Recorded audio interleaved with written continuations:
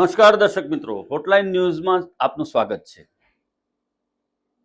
ઘણા સમયથી જેની રાહ જોવાતી હતી એ સુરત શહેર ભાજપના પ્રમુખ તરીકે કોની વરણી કરવામાં આવશે એ ઇંતજારીનો આજે અંત આવ્યો છે।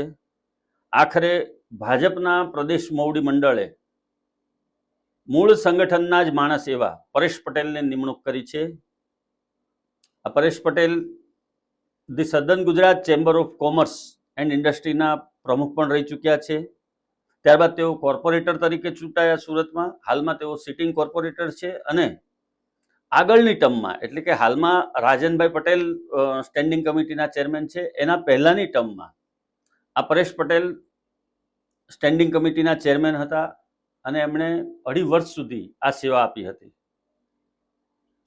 ખૂબ જ ઓછું બોલવાની આદત અને સ્પષ્ટ બોલવાની આદત ધરાવતા પરેશ પટેલ સી.આર. પાટીલના ખૂબ જ નજીક ગણાય છે અને સી.આર. પાટીલની કિચન કેબિનેટમાં એમનો સમાવેશ થાય છે। એમની કિચન કેબિનેટમાં હોવાને કારણે જ એમને આ પદ મેળવવાનો લાભ મળ્યો છે। સાથે સાથે સંગઠનનો એમનો જે અનુભવ છે એ પણ બહોળો અનુભવ છે।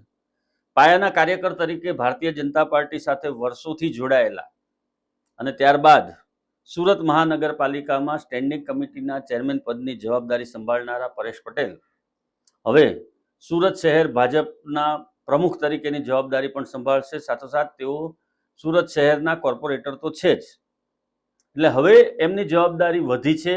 એની સાથે સાથે આવનારા દિવસોમાં સુરત મહાનગરપાલિકાની ચૂંટણીઓ આવવાની છે, એ વખતે પણ એમની જવાબદારી વિશેષ વધશે અને સંગઠનમાં તેઓ માહિર હોવાને કારણે એને માટે આ બહુ અઘરો ખેલ નહીં રહે એવું હાલમાં ભારતીય જનતા પાર્ટીના કાર્યકરોમાં ચર્ચાઈ રહ્યું છે। સુરત શહેર સહિત સુરતની આ હોટલાઇન ન્યૂઝ ચેનલ પણ પરેશ પટેલને સુરત શહેર ભાજપના પ્રમુખ બનવા બદલ અભિનંદન પાઠવે છે। હોટલાઇન ન્યૂઝની સમગ્ર ટીમ તમારી સફળતા માટે શુભકામના પાઠવે છે। ધન્યવાદ। આવા પ્રકારના વિડીયો તમને જોવા ગમતા હોય તો હોટલાઇન ન્યૂઝ ચેનલને લાઇક, શેર અને સબસ્ક્રાઇબ કરો।